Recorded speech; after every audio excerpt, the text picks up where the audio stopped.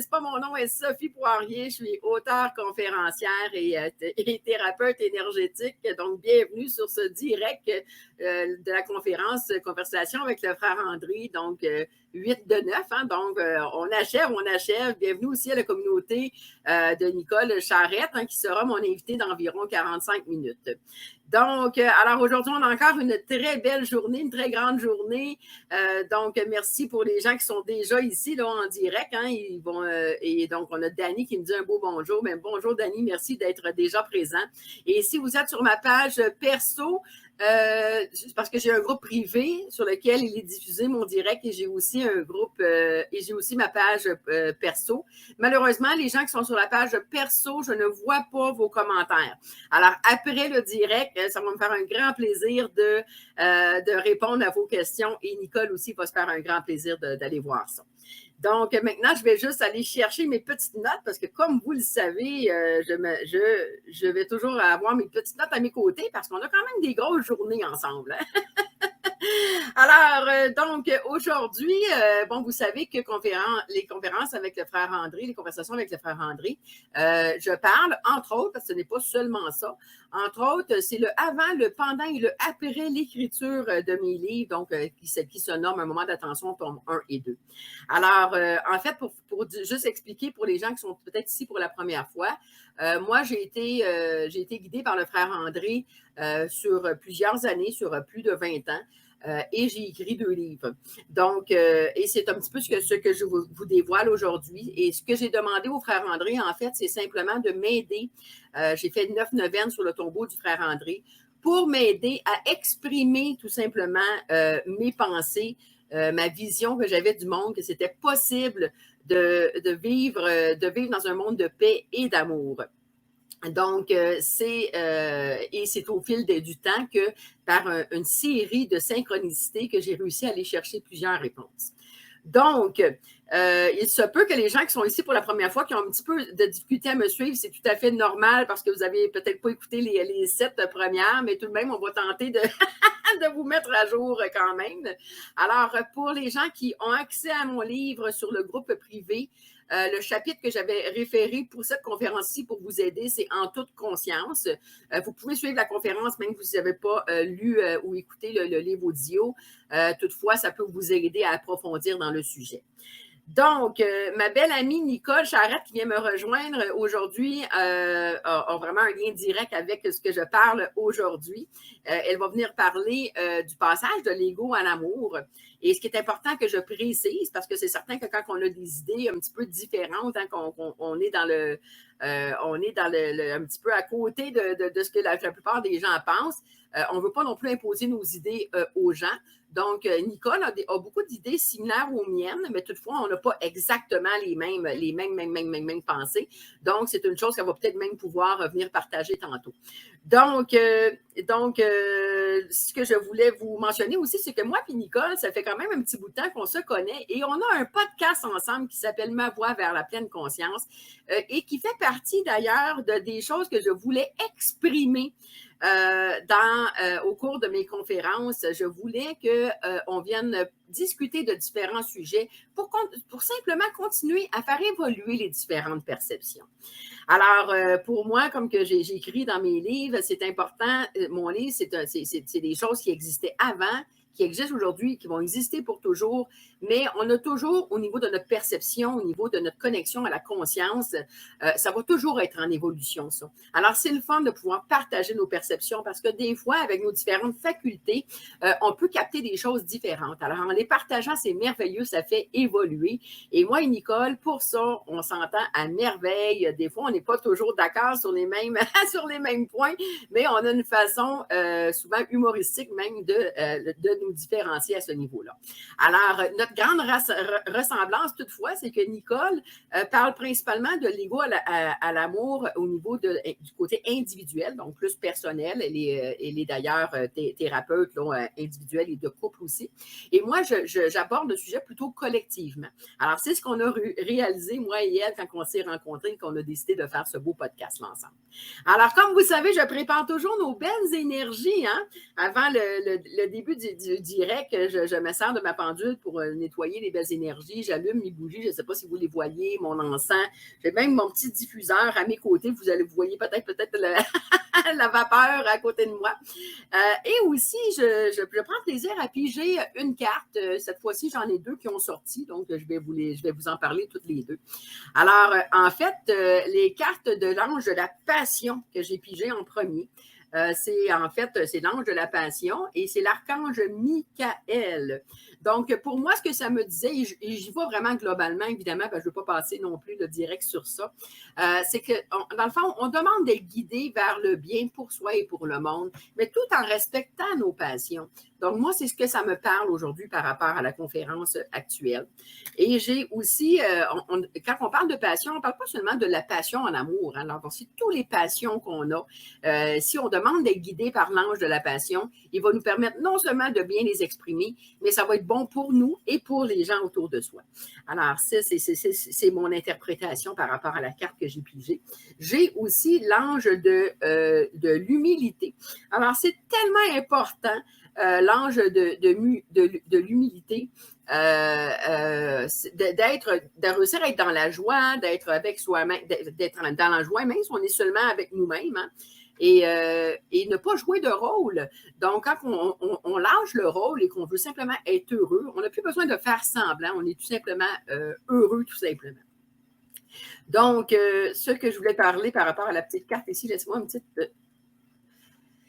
Donc, et voilà. Et l'autre chose super importante que je voulais parler, c'est au niveau de accepter qu'on a tous un rôle différent aussi et qu'on est tous égaux. Ça, c'est tellement beau de comprendre ça, hein, qu'on est égaux et que si on unit nos forces, ça va être tellement génial parce qu'on est égaux. Égaux, ça ne veut pas dire qu'on connaît toutes les mêmes choses, exactement les mêmes choses. Ça veut dire qu'on a toutes un potentiel humain équivalent, mais dans une façon différente de l'exprimer. Alors maintenant, je commence, comme que pour les gens qui sont pas là normalement, évidemment, je commence toujours avec une minute de silence. Alors, la première minute de silence, c'est simplement pour demander à la force que vous voulez. Hein. Tantôt, je vous ai parlé du frère André, mais c'est bien important de comprendre que vous n'êtes pas dans une secte religieuse en ce moment. Moi, j'ai accordé ma confiance au frère André, j'ai vécu des expériences paranormales avec lui, mais ce qui compte pour moi, c'est de se connecter à la source. Donc, pour vous, peu importe ce que c'est la source, ça peut être directement Dieu si vous avez la perception d'un Dieu, ça peut être Bouddha, ça peut être qui vous voulez, ça peut être votre grand-mère qui vous accompagne, peu importe. Et la minute de silence sert justement à poser notre intention pour soi et aussi pour le monde. Donc, c'est important de demander des choses pour nous. Alors, gênez-vous pas pour le demander, pour être accompagné. Donc, on prend cette belle minute ensemble et je vous reviens, mes amis.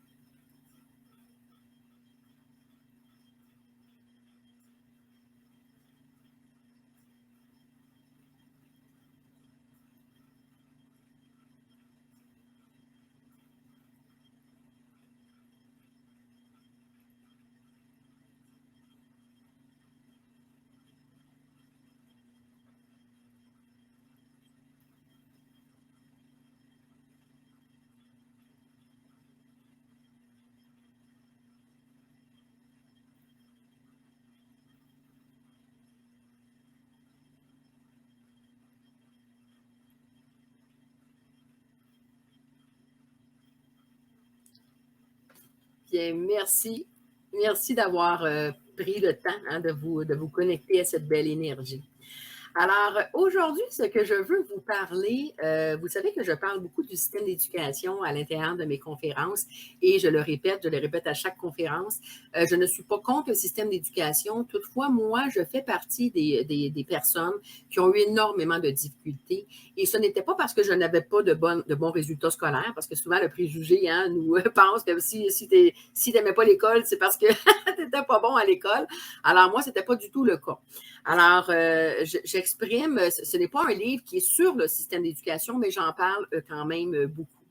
Donc, il y a une chose que je veux vous partager par rapport à deux expériences principalement que j'ai vécues dans le système d'éducation. Et si je vous le partage, c'est parce que je sais que ce n'est pas quelque chose de personnel à moi, qu'il y a beaucoup d'enfants et d'adolescents, même de jeunes adultes, qui ont peut-être vécu la même chose. Ça vient parler un petit peu de peut-être le malaise qu'il y a au niveau du système d'éducation et qui fait que des fois, il exclut certains potentiels sans s'en rendre compte. Alors, ça ne veut pas dire que c'est une mauvaise intention, évidemment, mais on peut exclure sans vraiment réaliser. Alors, dans un premier temps, ce que je peux vous dire, c'est que vous savez que dans le système d'éducation, on a comme une espèce de compétition. Hein? C'est comme qui est meilleur avec les résultats et tout ça. Et moi, ce que je peux vous dire, c'est que je n'ai jamais participé à ça. Pour moi, ça n'a jamais été important d'être meilleur qu'une autre.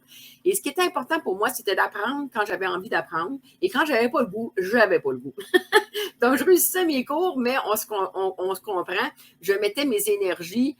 Quand c'était un projet que j'aimais, je mettais beaucoup d'énergie. Puis quand je n'aimais pas ça, ben, je m'arrangeais juste pour être sûr de ne pas devoir recommencer le cours. C'était la seule chose qui m'intéressait. Alors, les deux expériences que j'ai vécues. Je me rappelle d'une fois où le professeur nous avait demandé de faire un poème. Et ce soir-là, mon Dieu, je ne sais pas pourquoi, à ce moment-là, je n'étais pas nécessairement une passionnée de l'écriture, mais c'est un peu comme si je venais de découvrir quelque chose en moi. Alors, j'avais commencé à écrire, j'avais écrit un poème, puis mon Dieu, ça sortait les idées, c'est incroyable comment ça allait bien. Et mon Dieu, pour une fois, je me disais, hey, c'est le fun, l'école. Et alors, le lendemain matin, j'étais fière, hein, j'avais hâte de montrer à mon professeur ce que j'avais fait parce que je savais que c'était beau ce que j'avais produit. Et malheureusement, je n'ai pas eu le résultat que j'avais souhaité. Alors, en fait, quand je reçois ma note, je reçois une belle note de 60 %. Alors, la jeune fille que j'étais, d'environ 14 ans, se dit, ouf, là, il y a quelque chose qui ne marche pas parce que ça ne se peut pas que j'ai eu seulement 60 %.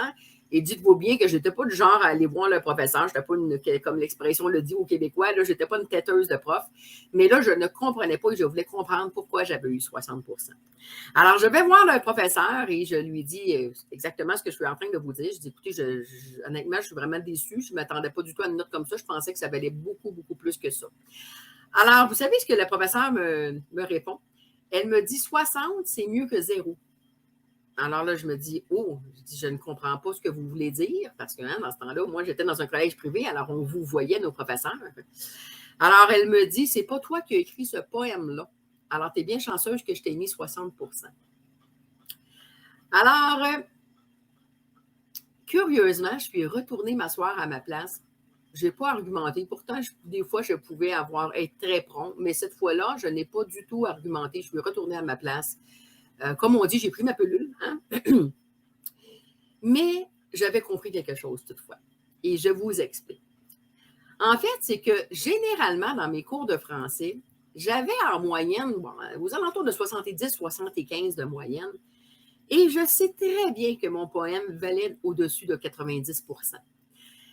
Alors, ce professeur qui m'évaluait s'était mis en tête que Sophie avait une intelligence de 70 %, 75 % en français et que si je produisais quelque chose qui était plus élevé qu'en temps normal, c'est parce que forcément, j'avais copié, j'avais fait quelque chose, ça ne provenait pas de moi. Alors, je sais que vous pouvez m'écouter en ce moment et dire, ben voyons, Sophie, tu as tombé sur une conne. Hein? Il y a des gens qui vont dire ça, tu as pogné sur un professeur qui était stupide et qui n'était pas capable de voir plus loin que le bout de son nez. Mais ce que je peux vous dire, c'est que je suis convaincue qu'avec du recul, la plupart des professeurs auraient peut-être eu cette même réaction. Je ne sais pas s'ils m'auraient donné 60, mais la plupart auraient eu le réflexe de penser que ce n'était pas moi qui l'avais fait. Et ça, c'est problématique. Parce que moi, dans un premier temps, je répète ce que je vous disais au tout début. Moi, je n'étais pas en compétition avec personne et je mettais mes efforts quand j'avais envie de les mettre, mes efforts. Alors que le système, la manière qu'il est fait, c'est que vous ayez choisi ou non cette compétition-là, on vous évalue et on vous étiquette au niveau de votre niveau d'intelligence. Alors, voyez-vous, elle a fait une erreur et ça aurait pu faire en sorte que je devienne une décrocheur. Hein. Vous êtes d'accord que des fois, des situations comme ça peut être fâchant pour un jeune, ça peut vraiment le décourager. Je suis allée quand même chercher un diplôme en architecture, bien que je n'ai jamais travaillé dans ce domaine. Mais il y a une autre situation que je veux vous parler. Et ça, c'est encore plus intéressant parce que j'étais un peu plus âgée. J'étais au niveau du cégep à ce moment-là. Et je faisais, encore une fois, on me demande de faire un travail de recherche. Je me souviens plus c'était quoi le cours exactement, mais moi, j'avais décidé de parler du cycle de la vie au niveau de toute la façon de voir justement notre société et tout ça. Et encore une fois, je m'étais donnée à 200%. Mon Dieu, que j'avais du plaisir pour une fois que je faisais un travail d'école hein, qui me passionnait. Alors, encore une fois, je retourne. Et là, je suis plus âgée. J'ai oublié mon expérience quand j'étais plus jeune. Et là, je vais voir, je reçois ma note, encore une fois, la même affaire. Là, j'ai 70%. Je me dis, voyons donc, ça se peut pas que j'ai eu juste 70. Je me suis tellement donnée. Alors, je vais voir le professeur, à peu près comme quand j'étais plus jeune, et je lui dis ma déception. Je ne sais pas pour têter le professeur, je voulais juste comprendre. Alors, elle me dit, tu sais, 70%, c'est mieux que zéro, parce que si je pourrais prouver ton plagiat, tu aurais eu zéro. Alors là, je veux vous expliquer une chose bien importante que le système d'éducation au niveau de son noyau ne comprend pas du tout. OK? Il ne comprend pas dans un premier temps, peut-être que la dame avait raison sur une chose. Peut-être que c'était impossible à l'intérieur d'une semaine ou deux d'en arriver à un travail comme moi j'avais fait à ce moment précis-là. Donc, c'était impossible que j'ai toutes ces idées-là à l'intérieur de 2 semaines. Ça, peut-être que y a des gens qui l'auraient fait, mais peut-être que c'était peu probable. Mais ce que cette dame ne savait pas, c'est que moi, ça ne me limitait pas à 2 semaines. Moi, ce que j'ai exprimé la journée de ce travail-là, c'était tout ce qui se passait dans ma tête depuis mon enfance. Alors, c'était toute une vision, une conception que j'avais fabriquée dans ma tête et que j'avais tout simplement livré la journée dans le fond, de mon évaluation de ce travail-là. Alors, et pourquoi je vous parle de ça? C'est pas pour faire pitié aujourd'hui. C'est simplement pour vous dire qu'il y a des jeunes qui sont assis sur nos bancs d'école actuellement, qui l'ont été dans le passé, et qui ont subi des choses similaires à ça. Il y a des jeunes aussi, peut-être, qui n'avaient pas de bons résultats à l'école. Moi, je suis chanceuse, je n'ai pas été trop frappée à ce niveau-là parce que je réussissais quand même au niveau des résultats. Je passais mes cours, j'étais toujours au-dessus de la moyenne en général. Mais il y a des jeunes qui ne réussissent pas. Et vous savez qu'ils ont mangé la claque, ces jeunes-là. Hein? Ils se sont fait traiter. Dans mon temps, à moi, on les traitait d'ortho. Hein? C'était vraiment pas sympathique ce qu'on leur disait.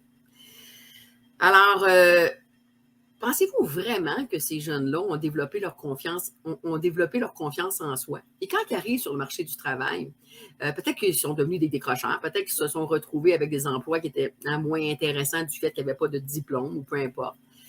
Alors, toute leur vie, ils portent un peu ce sentiment de je suis inférieur, je suis moins intelligent parce que j'étais pas bon à l'école.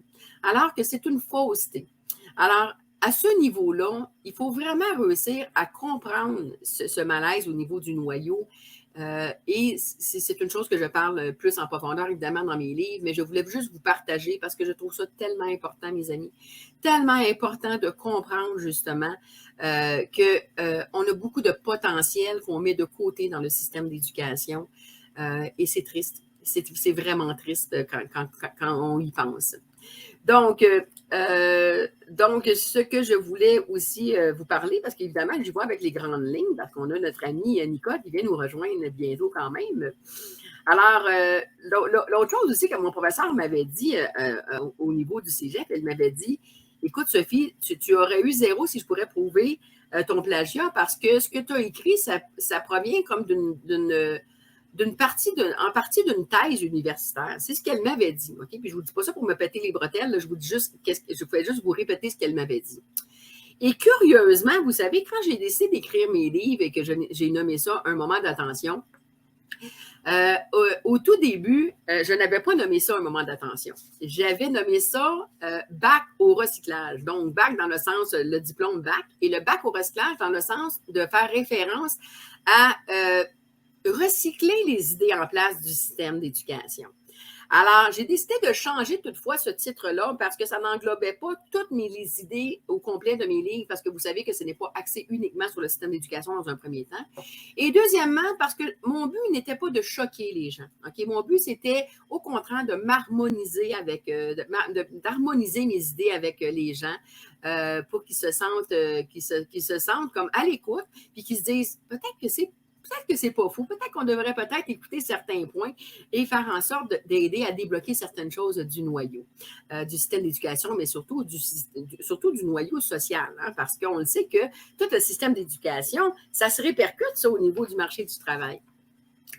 Donc, moi aussi, ce que j'ai fait au courant de mes livres, c'est que moi, je me suis donné comme mission que je voulais faire confiance uniquement à la source. Alors, je me suis dit, moi, je fais confiance, et quand je parle de la source, je parle aussi de ce que je ressens à l'intérieur de moi. Alors, je me suis dit, moi, je vais me guider uniquement par mon instinct. Je suppose que ça va me mener. J'ai décidé de mettre de côté le système d'éducation, bien que je suis quand même allée chercher un diplôme en architecture, dans le sens que je voulais expérimenter vraiment cet aspect-là de quand on écoute notre cœur, où c'est qu'on peut se rendre? Quand on se connecte à une force plus grande, où c'est qu'on peut se rendre? Et je voulais aussi autre chose, je voulais démarrer en bas de la pyramide. Et je voulais monter tranquillement les échelons, sans nécessairement me rendre au top, mais je voulais voir les lacunes du système. Alors, pour moi, c'était important de le vivre. Vous savez, des fois, la meilleure façon de comprendre des choses, c'est de le vivre sur le terrain. Alors, j'ai vécu, je peux vous dire que j'ai vécu beaucoup de préjugés sociaux. Des fois, sur le marché du travail, moi, j'ai été gérante dans des restaurants, dans plein d'autres endroits. J'ai été directrice. Et des fois, j'apportais des idées. Puis moi, mon Dieu, les gens qui étaient au niveau des diplômes plus élevés que moi, ils ne m'écoutaient pas tout le temps. Hein, bien que des fois, il n'y avait pas le choix d'admettre une couple de 2 mois plus tard que j'avais raison. Alors, tout ça pour vous dire que j'ai vécu beaucoup de préjugés qui ont augmenté énormément mon niveau de frustration, évidemment. Mais c'est pas grave parce que j'avais une idée en tête et je voulais vraiment comme me dire, peu importe les barrières qu'on peut avoir dans la vie, on peut aller chercher ce qu'on veut vraiment quand on se connecte à notre cœur et à la source divine.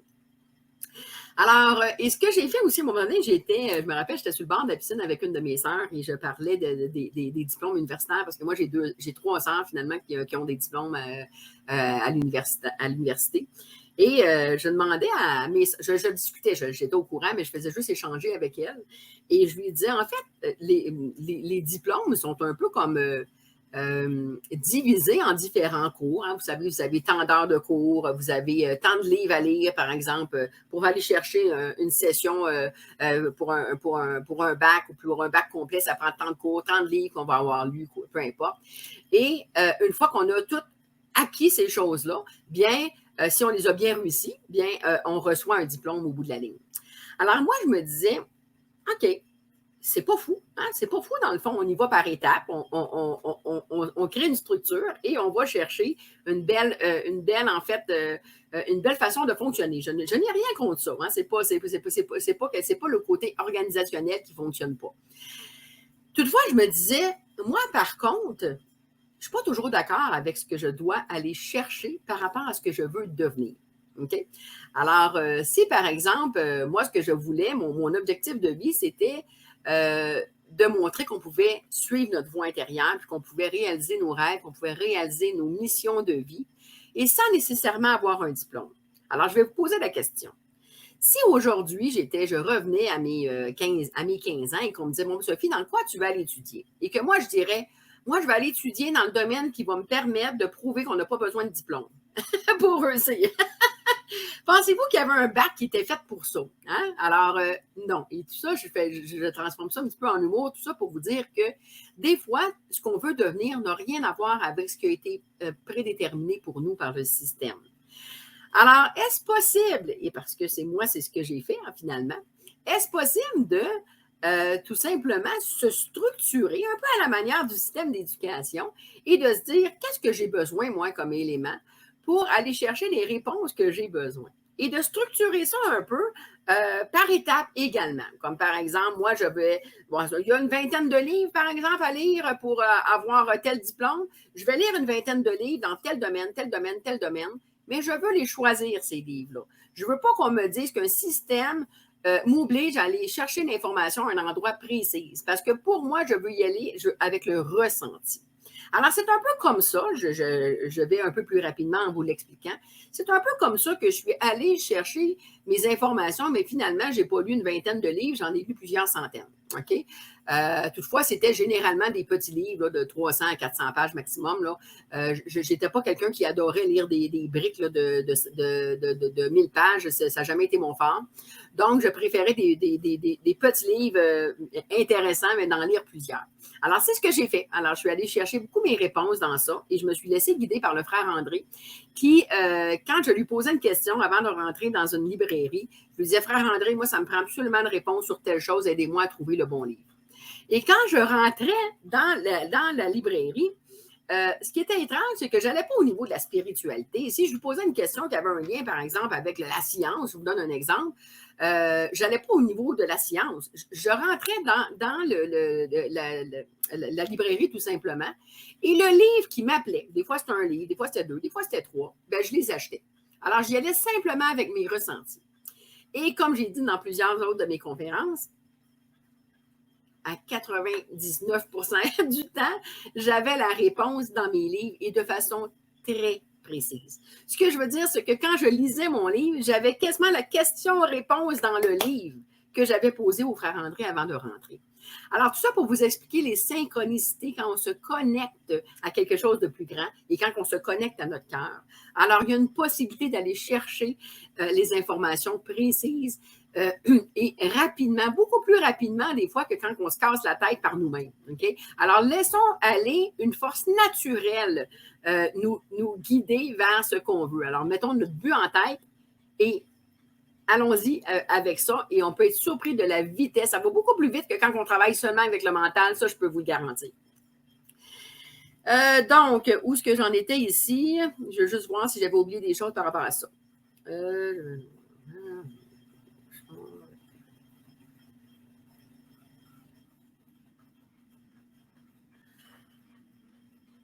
Alors, bon, ben, comme je disais, bon, ce qui était important pour moi, c'était de me fixer parce que moi, là, quand j'ai commencé mon projet, je savais que ça me prendrait des années. Hein. Je savais que c'était pas quelque chose que je ferais en 2 ans. Là. Je savais que je m'enlignais pour une vingtaine d'années. D'ailleurs, c'est ce que ça m'a pris. Moi, j'ai commencé mes neuvaines à l'Oratoire Saint-Joseph en 2004. Ça vous donne une idée. Hein? Et dernièrement, j'ai réalisé que Nicole avait commencé son cheminement, elle aussi, dans ce milieu-là en 2004. Voyez-vous, c'est drôle, on a beaucoup de points en commun. Alors, donc, c'est juste pour vous donner une idée, on est rendu en 2022 et j'ai commencé en 2004. Là, OK? Donc, c'était bas et je m'attendais à ce que ce soit très long. Alors, quand on a un objectif long comme ça, on n'a pas le choix de se mettre des objectifs à court terme, à moyen terme et à long terme. Parce que si on essaie de se pitcher directement vers le point final, comme moi, mon point final, c'était de montrer aux gens que oui, c'est possible de vivre dans un monde de paix et d'amour. Il faut juste comme décrire certaines choses. Il faut juste comme décrire, faut juste comme comprendre certaines choses pour pouvoir y avoir accès, mais c'est faisable. Et c'est ce que je démontre tout au long de mes conférences et aussi dans mes livres d'une façon encore plus détaillée. Alors, une fois qu'on a posé nos objectifs à court terme, moyen terme et long terme, ça nous permet aussi de ne pas nous décourager parce qu'on réussit à atteindre des étapes. Alors, c'est ce que moi j'ai fait. Alors, j'ai structuré mon cheminement et je suis restée connectée à mon instinct et à une force plus grande que moi.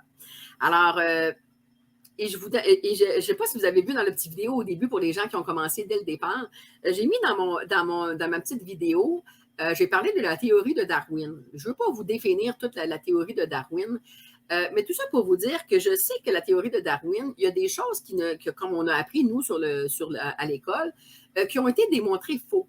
Et aujourd'hui, bon, en tout cas, moi, je n'ai pas, peut-être que vous allez me dire que vous l'avez vu, mais moi, je n'ai pas vu rien aux nouvelles qui nous annonçait que la théorie de Darwin elle avait été modifiée, hein, qu'on avait découvert des choses.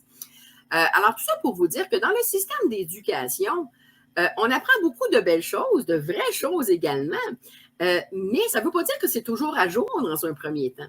Alors, tout ça pour vous dire que c'est important de demeurer ouvert et de faire en sorte que le système d'éducation ne vienne pas causer des barrières, mais au contraire, ça nous permet d'exploiter au maximum notre potentiel et de faire l'inverse de ce que le système fait actuellement. Donc, plutôt que d'amener un groupe social complet, comme une collectivité, à travailler pour une société, c'est plutôt de se découvrir soi-même, de se respecter, d'avoir notre propre responsabilité envers soi-même et de l'offrir vers un but commun. Alors, plutôt que l'inverse. Alors, ce qui va faire la différence, c'est que on va être beaucoup moins robotisé dans notre société parce qu'on va y aller avec notre cœur. Donc, on va y aller avec moi, c'est ce que j'ai envie de devenir et voilà ce que j'ai envie d'aider, de donner au peuple pour pouvoir construire notre beau monde. Alors, c'est des fois, c'est d'inverser tout simplement la formule finalement qui peut faire une différence. Donc, je vois qu'il y a d'autres gens qui sont arrivés. Alors, bien, bonjour Cathy McGregor vient d'arriver. Bien, bonjour à toi. Donc, j'ai un grand commentaire que je ne sais pas c'est qui l'a donné. Je ne vois pas le nom. Donc, je vais le lire plus tard parce que c'est un long commentaire. Donc, voilà, donc j'ai fait le tour un petit peu de ce que je voulais vous parler par rapport à ce que moi j'avais vécu dans le système d'éducation et l'importance d'ouvrir notre esprit pour vouloir apporter des changements. Et vous savez, les gens, souvent quand je parle de ça aux gens, les gens me disent « Ah, tu sais, Sophie, il y a beaucoup de gens qui travaillent pour changer le système d'éducation. » Puis moi, je vais vous dire, là, ça fait plus de 20 ans que je travaille sur ce projet-là, hein, puis ça fait 20 ans que j'entends ça.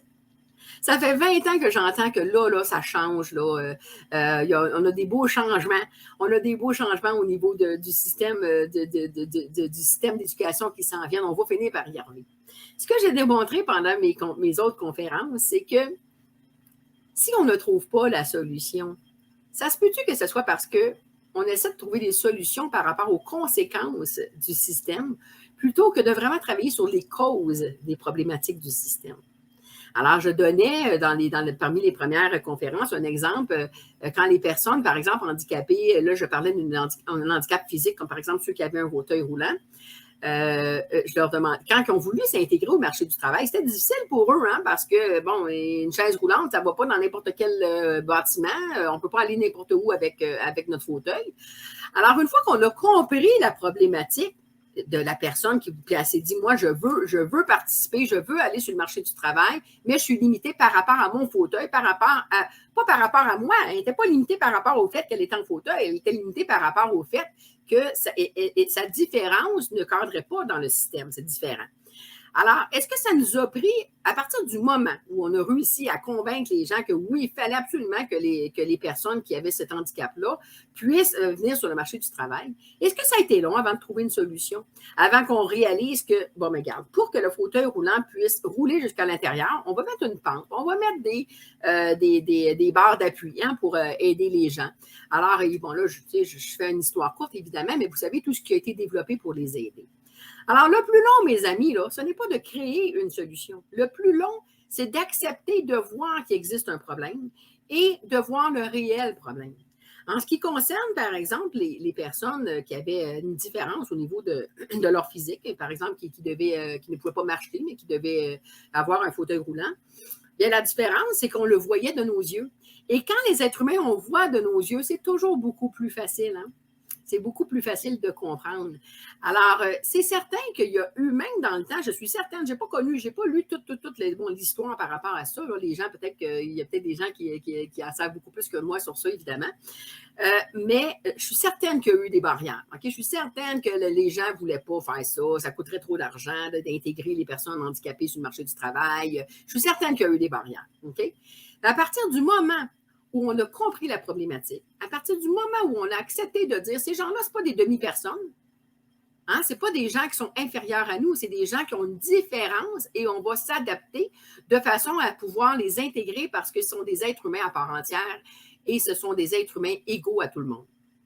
Alors, la journée que le système d'éducation va accepter que les êtres humains, nous sommes tous égaux et que nous avons tous des potentialités peut-être distinctes, il va commencer à travailler le système sur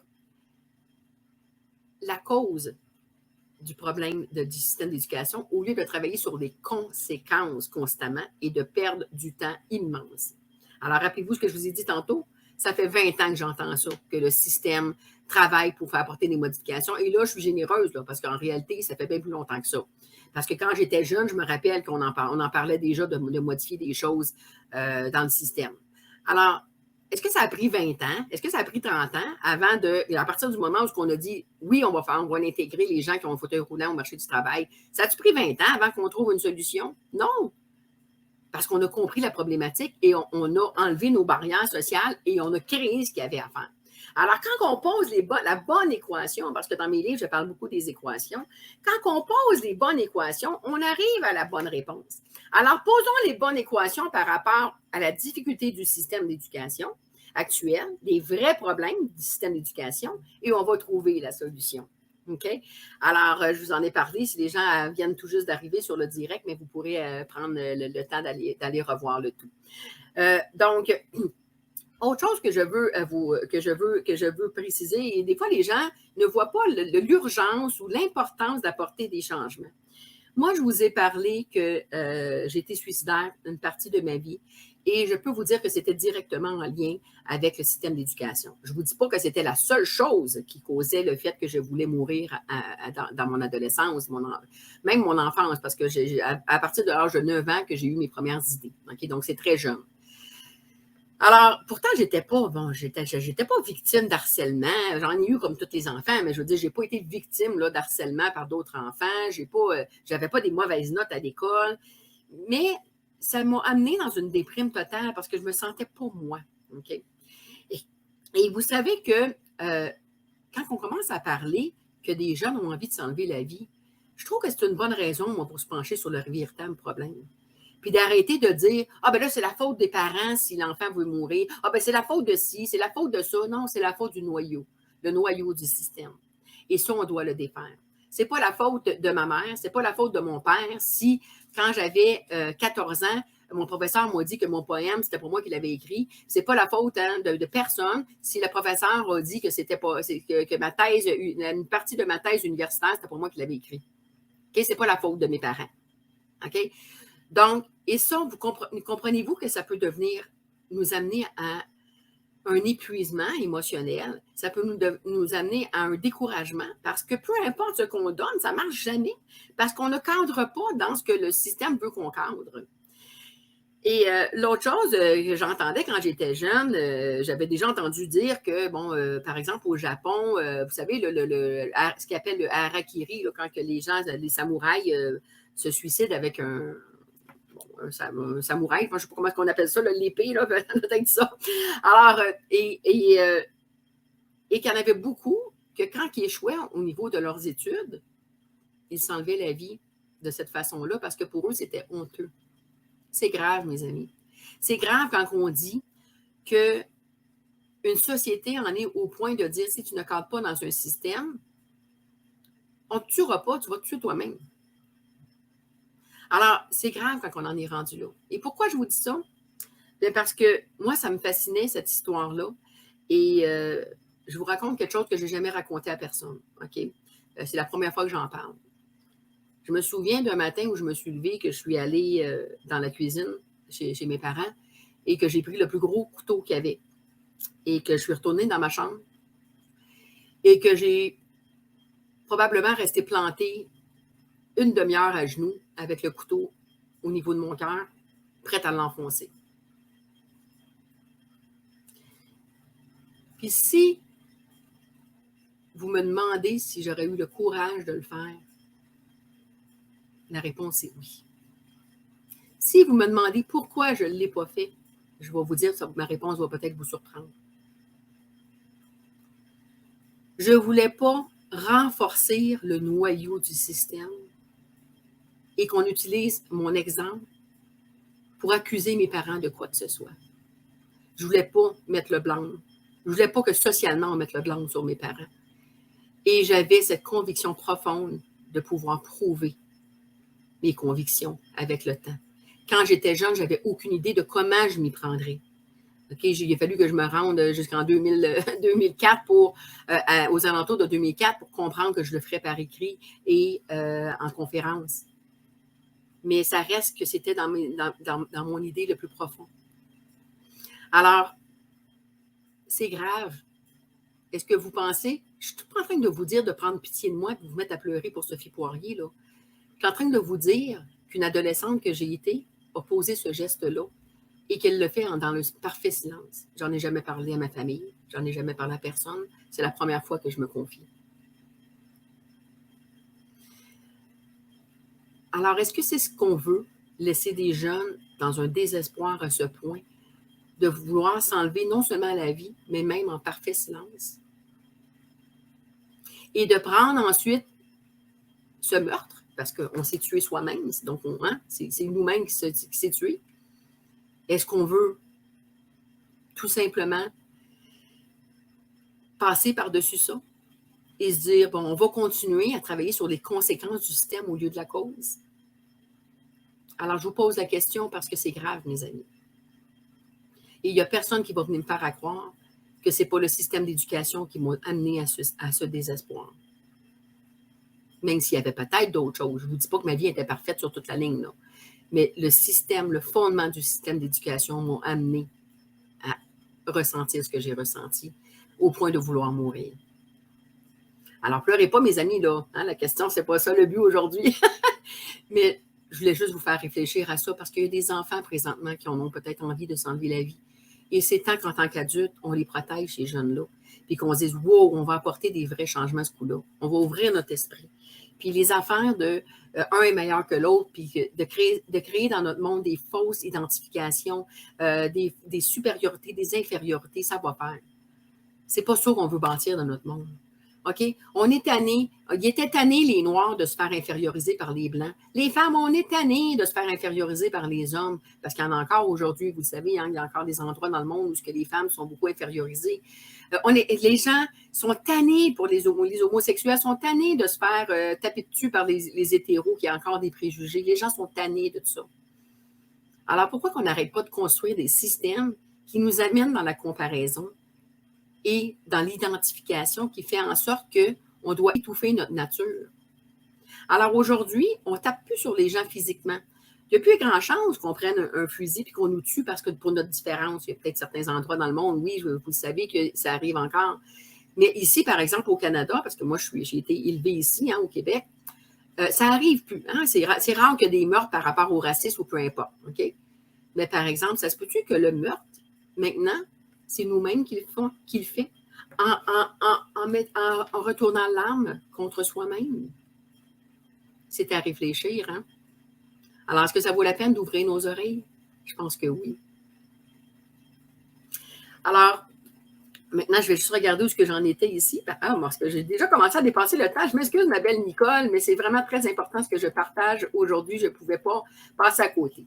Alors, quand je vous disais aussi que la raison qui m'a amenée à ne pas poser mon geste, c'est parce que je ne voulais pas fortifier le noyau. Je voulais, au contraire, je voulais travailler sur faire comprendre aux gens. Puis je savais que peut-être qu'il n'y a personne qui trouverait la force de le faire, alors je me suis donné comme défi de le faire. Alors, il y a des gens qui disent aussi, ben écoute, on est dans un système, mais fais le mieux que tu peux avec le système. Ben moi, j'ai toujours refusé. Vous savez pourquoi? Parce que s'adapter à quelque chose qu'on ne croit pas, c'est lui donner de la puissance en réalité. Moi, je refusais de m'adapter à l'inadaptable. Pour moi, je refusais de rentrer dans un système qui nous identifiait du plus intelligent au moins intelligent parce que je ne croyais pas à ce système-là. Et en n'y croyant pas, je refusais de m'y adapter. Je refusais de m'adapter à l'inadaptable. Et c'est la seule façon que les choses arrêtent. C'est en arrêtant de s'adapter à l'inadaptable. OK? Les homosexuels, ils peuvent se cacher pour vivre leur vie sexuelle. Ils peuvent s'adapter. Mais c'est ça qu'on veut, s'adapter. On veut-tu s'adapter à un système qui ne marche pas? Non. On veut pouvoir être libre. On veut pouvoir s'exprimer comme on a envie de s'exprimer. Alors, il y a une chose qui est extrêmement importante aussi que je vous parle, et encore là, je vais rapidement quand même parce que vous savez que j'ai énormément de choses. Dans mes livres, j'ai 2 livres de plus de qui totalise presque 500 pages, j'imagine, peut-être un peu plus de 500 pages au total. Donc, je dois aller vite durant les conférences. Je veux vous parler de l'intelligence émotionnelle. Vous vous rappelez de l'histoire de Tania Saint-Arnaud, hein, qui avait été, qui avait reçu de l'acide de son conjoint, finalement, qui était jaloux à ce moment-là. Elle a fait, ça l'a passé dans les nouvelles, il y a eu beaucoup de publicité à ce niveau-là. Et moi, ça en est une synchronicité, ça qui est arrivé dans ma vie, qui m'a fait comprendre que quand on ne travaillait pas sur l'intelligence émotionnelle, il y a des gens qui sont laissés à eux-mêmes et qui évoluent avec ce manque d'intelligence émotionnelle qui demeure au niveau presque instinctif, au niveau comme d'un bébé. Alors, vous savez, quand les enfants sont fâchés, qu'est-ce qu'ils font, les enfants? Hein? Ils donnent des coups, puis des fois, c'est pas proportionnel. Hein? C'est juste parce qu'on veut y enlever un jouet qui est fâché, puis il prend un autre jouet, puis il veut nous assommer avec. Alors, c'est pas proportionnel à la raison d'être. Alors, on comprend, si on transporte cet enfant-là de 2 ans, qui n'est pas vraiment dangereux, il n'y a pas grand chance qu'un enfant de 2 ans nous tue avec sa bébelle en nous le lançant, même s'il nous pogne en pleine face. Il peut nous faire mal, mais pas nous tuer. Mais si on transporte cette même image-là dans le corps d'un adulte, on peut-tu comprendre à ce moment-là le danger? C'est un peu ce qui s'est passé, selon ce que moi j'ai compris dans cette synchronicité, quand j'avais posé la question au frère André et que cet événement s'était produit devant moi et qui m'a amené à voir ça. Est-ce que ça se peut que ce jeune-là, qui a fait une folie complètement, par un état de jalousie, il s'est mis à capoter, puis il s'est mis à lancer des objets, sauf que ces objets-là, c'était de l'acide. Parce que lui, il était en âge de concevoir quelque chose de grave, qui était complètement disproportionné avec la situation. Il avait le droit d'être jaloux, le jeune, là. Mais de là à défigurer quelqu'un, puis le torturer comme il l'a fait, ça n'avait aucun sens. Sa colère était totalement inappropriée. Alors, voilà l'importance de bâtir de développer notre intelligence émotionnelle, socialement aussi, et pas de la laisser libre cours. Il y a une autre chose qui est extrêmement importante, et je ne veux pas vous parler des drames, c'est pas mon but là, de parler des drames, c'est de comprendre la psychologie derrière les drames. Vous vous rappelez de Yun Lin, hein, qui avait été sauvagement assassiné et qui avait été coupé en morceaux. Hein, et ça l'a fait le tour du monde en 24 heures, même pas, où toute l'humanité s'est mise à la recherche d'un homme extrêmement dangereux parce qu'on se disait « Wow, il ne faut pas qu'il en pogne un autre, il est détraqué, ce gars-là, il faut vraiment l'arrêter. » Ben moi, au moment où ça s'est produit, dans la période où ça s'est produit, j'ai posé une question au frère André. Et je lui ai demandé « Frère André, comment je peux exprimer le fait que un gros problème peut parfois être résolu rapidement, qu'on peut réussir à ressentir des états d'empathie rapidement, mais sans que ça prenne des années, hein, comme le système d'éducation, les changements, sans que ça prenne 20 ans, 30 ans à apporter des changements. Comment je peux faire pour l'exprimer? Je le comprenais à l'intérieur de moi, mais je ne savais pas comment l'exprimer. Et là, je suis tombée aux nouvelles avec ce crime qui était horrible. Et sur le coup, je savais que ça avait un lien, que le frère André voulait que je comprenne quelque chose à travers ça. Ce que j'ai compris à travers ça, c'est que dans un premier temps, ça l'a fait rapidement le tour du monde. Alors, c'est possible de transmettre des informations extrêmement rapidement, comme avec le COVID. Après une semaine, là, il n'y a pas grand monde qui n'était pas au courant de ce qui se passait avec le COVID. Hein? Alors, on a les moyens aujourd'hui pour transmettre les informations extrêmement rapidement. Ça, c'est quelque chose de très positif. Dans le temps des Romains, on n'aurait pas pu faire ça, transmettre une information aussi rapidement. Aujourd'hui, on a la technologie pour le faire. Alors, il suffit juste d'avoir le savoir pour y parvenir. Le savoir, qu'est-ce qu'on veut propager rapidement. Mais il y a autre chose, mes amis, que j'ai réalisé. C'est que vous savez, quand je parlais d'un génocide au Rwanda qu'il y avait eu en 1994, et vous savez, à chaque fois qu'il y a des génocides, qu'il y a des choses graves comme la Deuxième Guerre mondiale, qu'il y a des millions de morts, on se dit toujours, mon Dieu, pourquoi ça prend des drames sociaux pour éveiller le monde? Hein? Pourquoi ça prend des drames sociaux pour que les gens reviennent à l'état de l'amour? Mais le côté positif, je vais vous dire ce que j'ai retrouvé de positif dans toute cette horreur-là. Est-ce que ça se peut que le meurtre de Yun Lin ait eu le même impact d'un génocide de millions de gens? Parce qu'on a propagé cette histoire-là en moins de 24 heures. Et que l'humanité tout entière a ressenti un état d'empathie Ça se peut-tu qu'on ait eu une élévation de la conscience socialement? On a compris l'importance de « Oh, il faut vraiment protéger. C'est important de s'entraider. Il faut le trouver, cette personne-là qui est dangereuse. » On s'est unis, on a uni nos forces. Mais il y a autre chose que je veux vous dire, mes amis, et ça, je ne l'ai pas réalisé tout de suite, je l'ai réalisé probablement 2 semaines plus tard même. Ça a pris du temps avant que j'allume sur ça. Premièrement, Yunlin avait 33 ans, l'âge du Christ. Yunlin a été tué dans les environs de l'oratoire Saint-Joseph. Il y a autre chose. Quand les gens demandaient au frère André pourquoi le Christ a enduré les souffrances qu'il a endurées sur la croix, le frère André, ce n'était pas un homme qui parlait beaucoup. Mais vous savez ce qu'il disait? Attachez votre tuque, parce que c'est ce qu'il disait. Il disait, je me ferai couper en morceaux pour sauver le monde.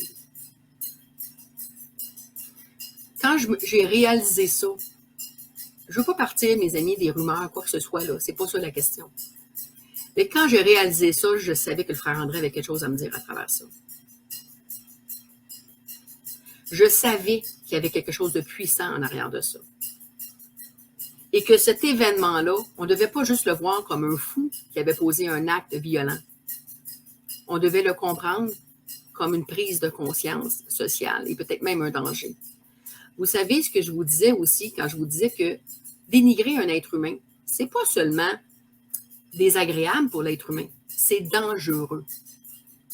Est-ce qu'on a su le message que le meurtrier a voulu lancer au système d'éducation et au gouvernement ce jour-là en envoyant, vous savez quoi, un paquet surprise au gouvernement et au système d'éducation?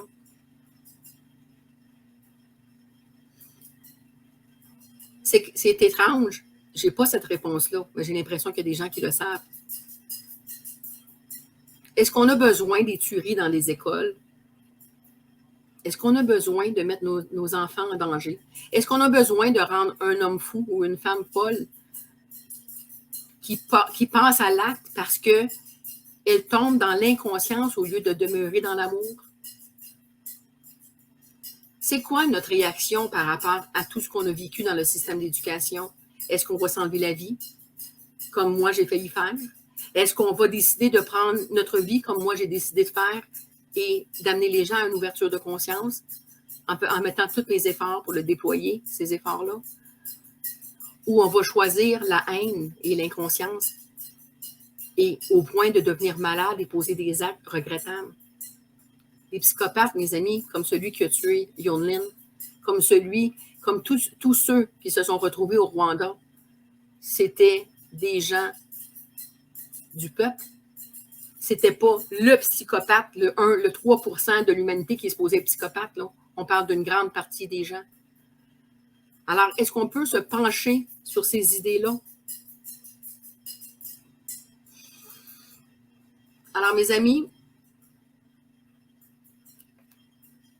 merci pour votre écoute attentive. Et maintenant, avec 15 minutes de retard, je vais faire rentrer ma belle amie Nicole.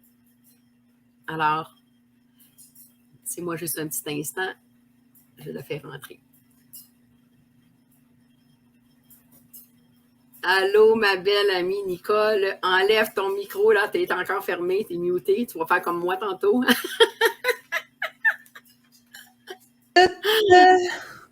Comment vas-tu, ma belle? Ben, ça va très bien. Toi? Ben oui, ça va super bien. Écoute, j'en avais sur le cœur un matin. Je ne sais pas si tu as remarqué. Hein? Tu avais des gros messages à donner? Alors, je suis contente de te retrouver, ma belle amie. Et même si on a la chance de se rencontrer régulièrement sur des directs avec nos podcasts, on avait commencé en émission virtuelle et on avait décidé de le transformer en podcast. Alors, comme j'ai dit à toutes mes invités, hein, moi, je vous laisse lousse, hein, vous y allez avec ce que vous avez envie. Je t'ai invité, Nicole, à venir parler du passage de l'ego à l'amour. Tu n'es pas obligé d'avoir les mêmes idées que moi, évidemment. Mais j'aimerais ça que tu exprimes, premièrement, que tu vas te présenter, je vais te laisser te présenter, évidemment, mais que tu exprimes, c'est quoi pour toi l'ego? Puis, c'est-tu utile, ça, l'ego? Hein? Parce qu'on sait que tu as une façon particulière d'en parler. Et comment on fait, justement, pour passer de l'état d'inconscience à la conscience? C'est tout ça que j'aimerais que tu exprimes à ta façon. Ça, je te laisse libre, ma chère amie. Je vais te dire franchement, tu sais, j'ai écouté tout ce que tu as dit. Est-ce que tu me permets humblement de me servir de ce que tu as dit Ben oui, pour amener les avec, gens dans la conscience? avec Ça grand va peut-être plaisir. être surprenant, ça va peut-être choquer des gens ou quoi que ce soit, mais l'ego, pour moi, j'ai toujours, premièrement, je suis Mika Charette, je suis coach de vie en pleine conscience depuis 18 ans. Moi, mon regard, je l'ai toujours vu, et si on était dans un plan d'incarnation, OK? Alors, si on ramenait, c'était pas la faute de nos parents, c'était pas la faute de qui, c'était une âme qui vient évoluer, puis qu'elle ramène où est-ce qu'elle est rendue, puis comment est-ce qu'on va évoluer à travers ça, OK?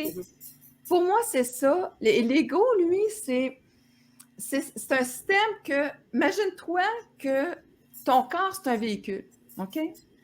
Ton véhicule, lors de la conception, OK, il était dans un autre véhicule qui était ta mère. Une des premières raisons pourquoi on s'associe toujours à ce qui se passe à l'extérieur, c'est que ton système de survie, lui, dès ce moment-là, comme il n'y avait pas les ressources nécessaires pour te dire qui tu es, il y a juste l'amour qui sait ça. OK? Si tu ne te branches pas dessus, tu vas toujours te voir selon les croyances des autres, selon l'aspect limité qu'on a de nous-mêmes et qu'on va transposer sur les autres. L'image aussi négative qu'on a pu acheter nous transmettre. Et là, à ce moment-là, bien, tout ça, c'est comme si moi, je me suis attachée sur la banquette arrière, là, puis j'ai vu qu'est-ce qui se passait, puis mon système, là, il a voulu se protéger ou avoir de la valeur par rapport à l'autre. OK? Donc, l'ego, pour moi, c'est pendant que j'étais dans mon siège à la banquette arrière, il a pris note de plein de choses. Des comportements de mes parents, qu'est-ce qu'il a pensé, tout comment ça s'est déroulé, et il en a fait une réalité, OK? Mais cette réalité-là, quand tu l'emmènes dans la conscience, c'est que moi, je vais l'accueillir, mais je vais y mettre, et on dit toujours, tu peux juste résoudre dans un autre état de conscience, c'est l'amour de soi, OK? Donc, si tu veux, au fur et à mesure, la vie me donne un discernement, me donne une conscience de qui je suis, OK? Mais cette conscience-là, il faut que l'amour, c'est la reprise. Ou est-ce que c'est plus l'autre qui est au centre de ma vie?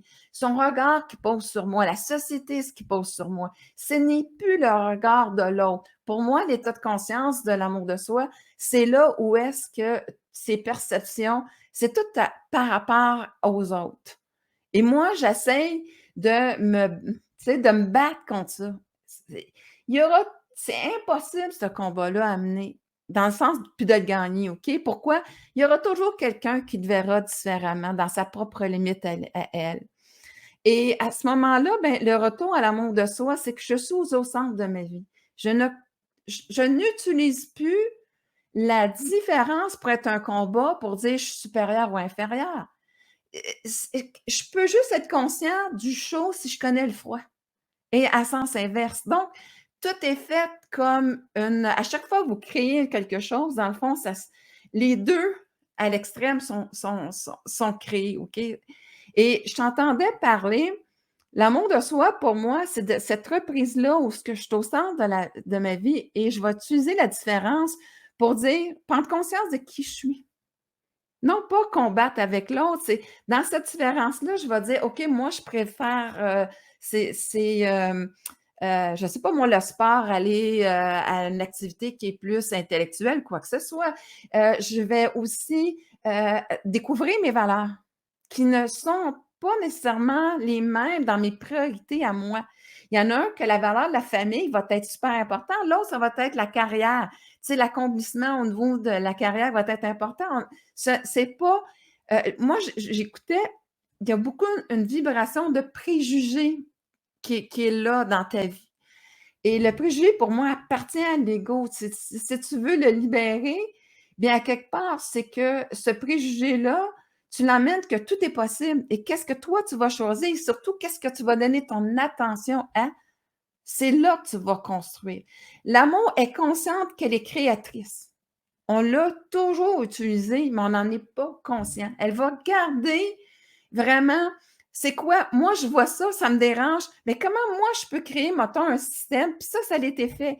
Il y a des systèmes d'éducation, l'école Montessori ou quoi que ce soit, c'est que dans cette différence-là, ils ont dit, ben moi, je conçois quelque chose de différent et ils ont été par intérêt des enfants, au lieu de dire, bon, tu dois apprendre ça dans tel ordre, les autres ont dit, écoute, ils vont aller dans ce qui est plus intéressant, puis comme l'enfant est curieux, après ça, un coup qu'il a fait intéressant, il va s'intéresser, il va s'ouvrir à d'autres choses.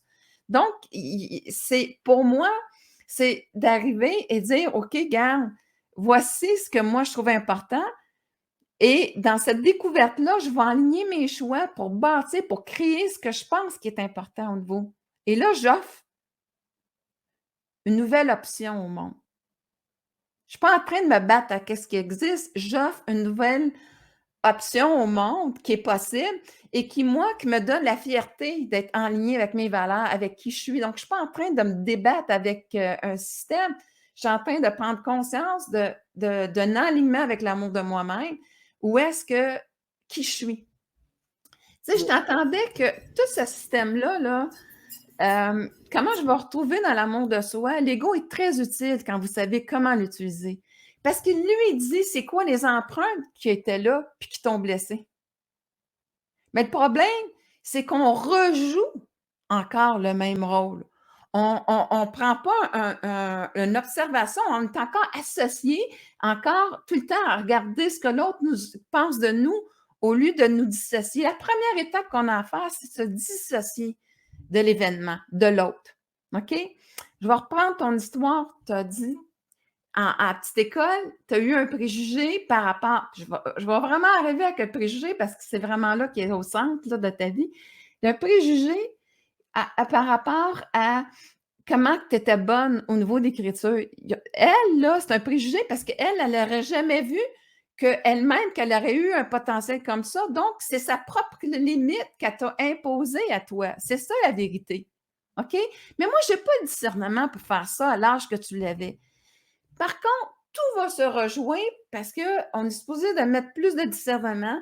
Puis quand on a la notion de l'amour, c'est je vais me dissocier.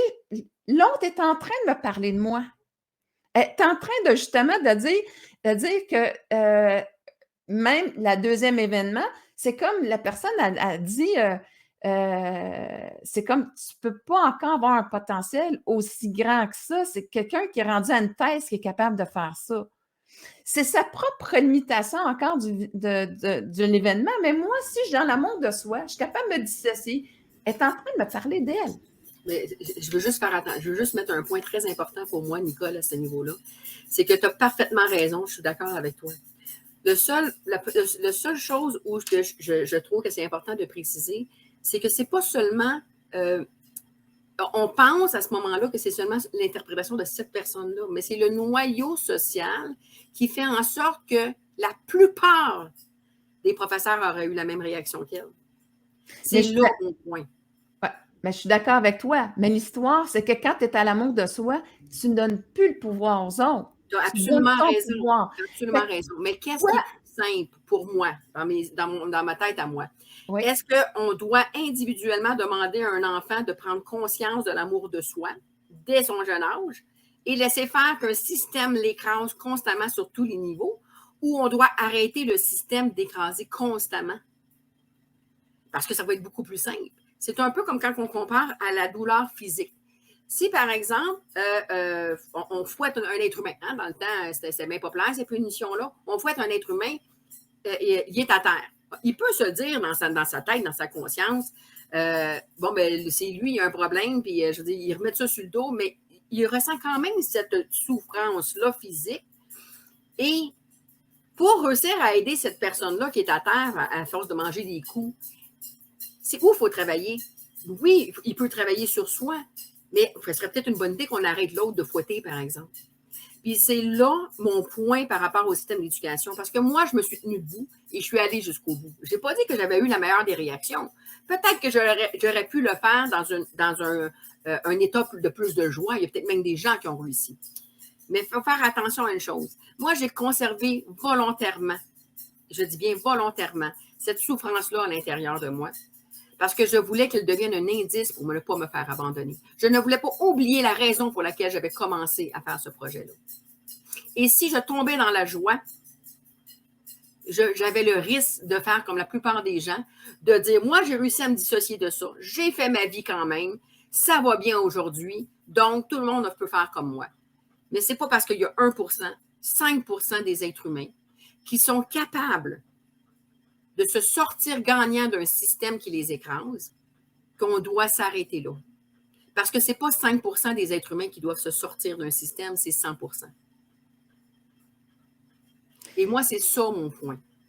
Ben, je comprends très bien ton point. Individuellement parlant, je suis 100% d'accord avec toi. Mais quand on parle du côté social, il y a quelque chose à changer.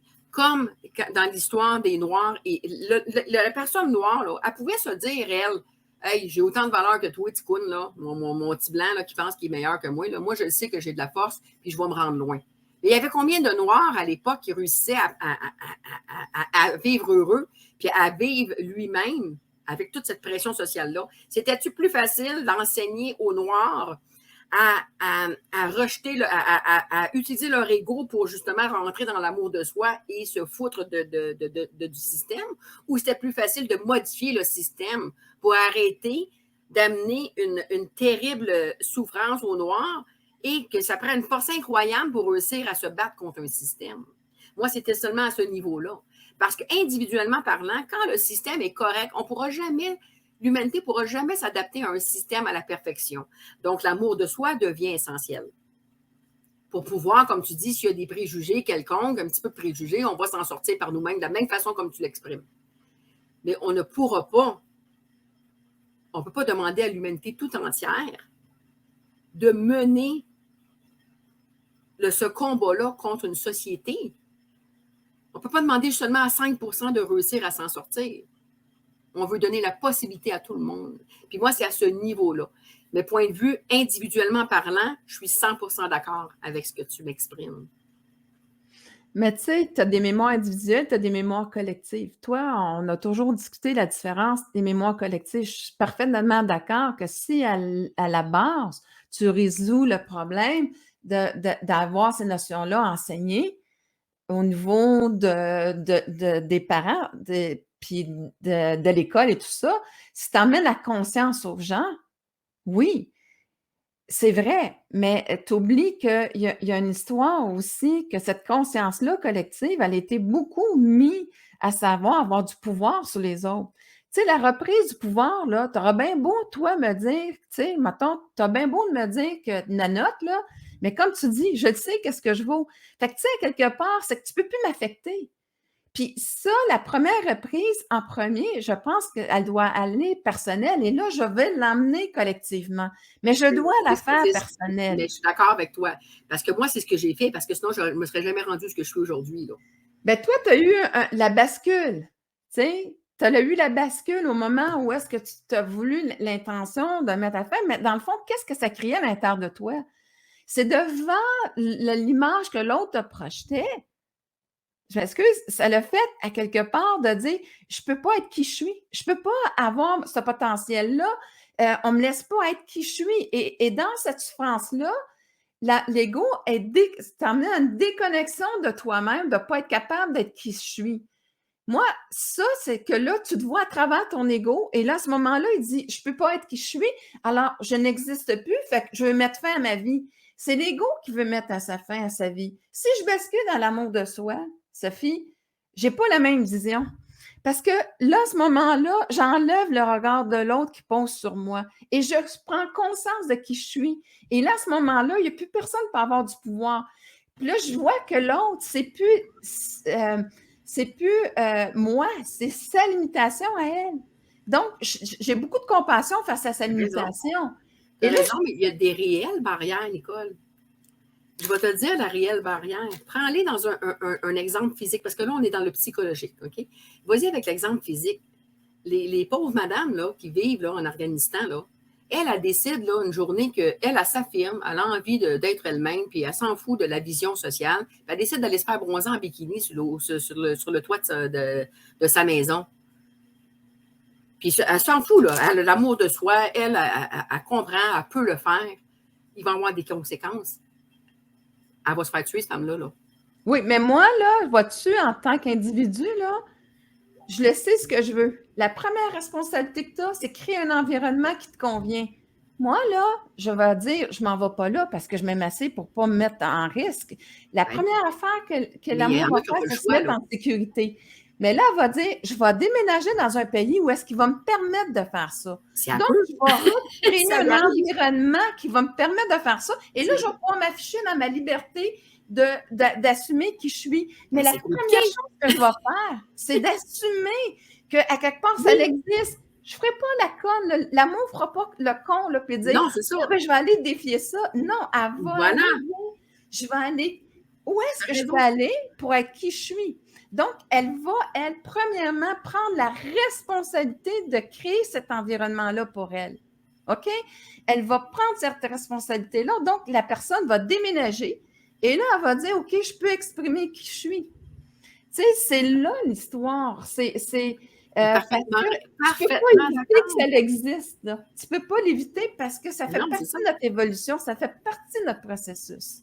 OK? Mais qu'est-ce qu'on fait? Est-ce qu'on le fait qu'enseigner aux gens au niveau de l'amour de soi ou Mais attends on une se minute. dit, Là, on ici, échange?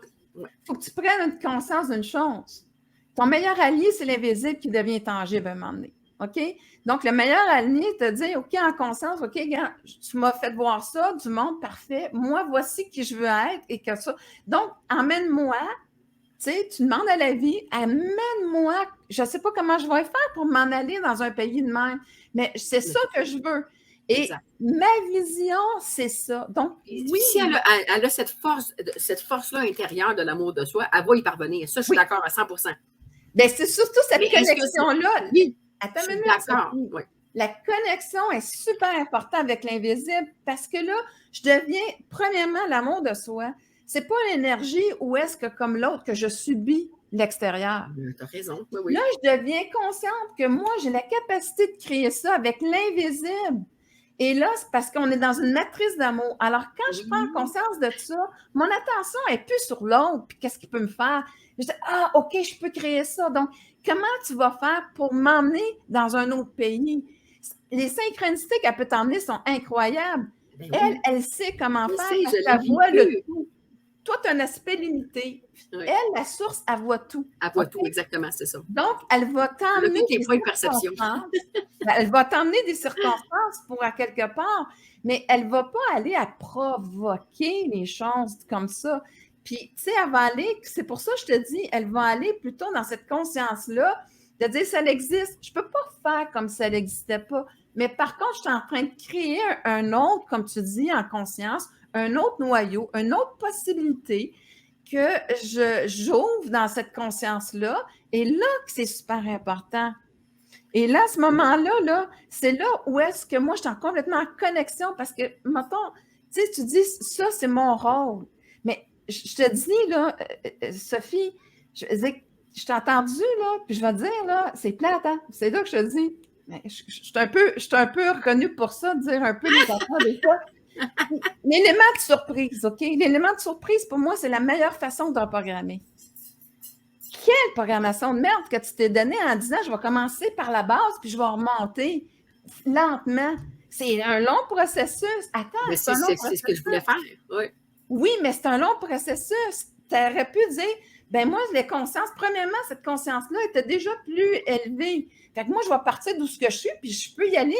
Moi, je peux décider que moi, je n'irai pas lentement. Je vais y aller, hein? J'ai une belle élévateur, je vais peser sur le bouton, puis je vais accélérer le processus.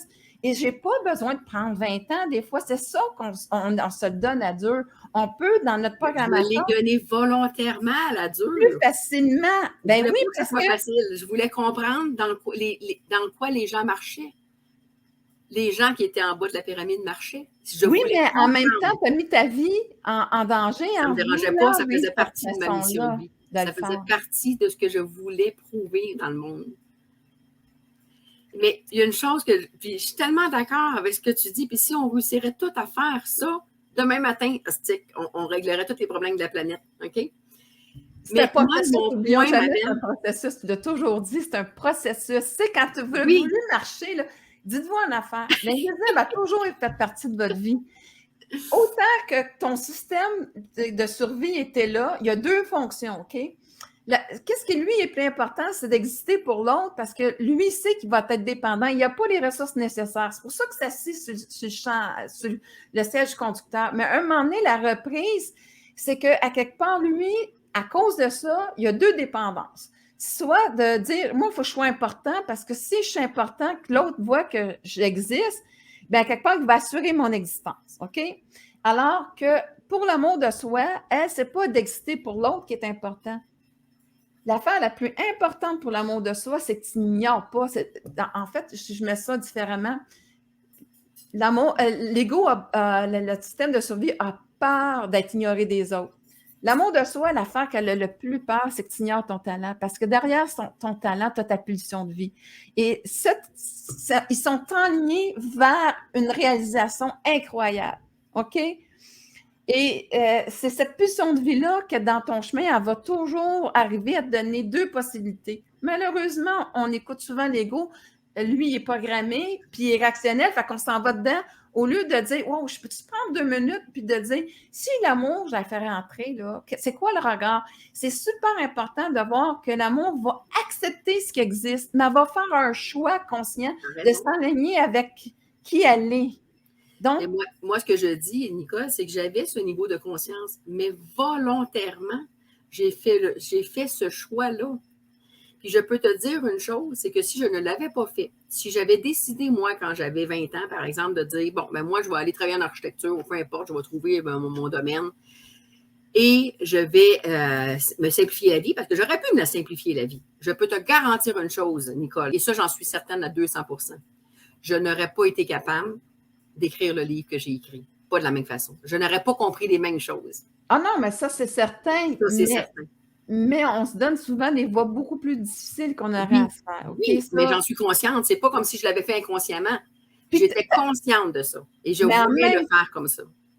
Mais en même temps, Sophie, tu aurais fait ça, là, mettons architecte, là. Mais premièrement aussi, c'est pas pour rien architecte. Tu es architecte de ta vie en passant, OK? C'est pas pour rien que l'architecture t'intéressait, mais toi, c'est l'architecture de notre évolution, de notre intérieur, de la conscience qui t'intéressait finalement. Mais tu sais, les principes de physique, on les utilise aussi à l'intérieur de toi. Moi, je suis à base informaticienne, OK?